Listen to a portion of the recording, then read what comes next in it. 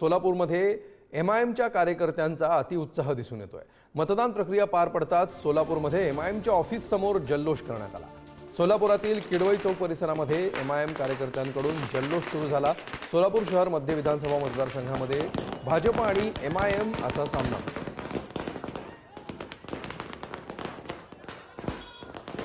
मतदान जे आहे ते पार पडलं, मात्र सोलापुरातील MIM कार्यालयासमोर आत्तापासूनच जे आहे ते MIM कार्यकर्ते जल्लोष करतानाचं चित्र आपल्याला दिसून येते।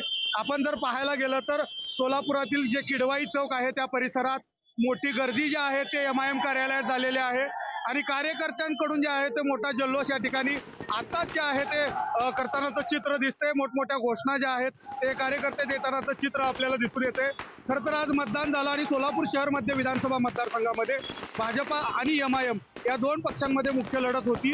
मात्र MIM पक्ष कार्यालयासमोर मोठ्या प्रमाणात आतापासूनच जल्लोष जे आहे ते करण्यासाठी कार्यकर्ते जे आहेत मोठ्या प्रमाणात या ठिकाणी जमा झाल्याचं चित्र आपल्याला दिसून येते।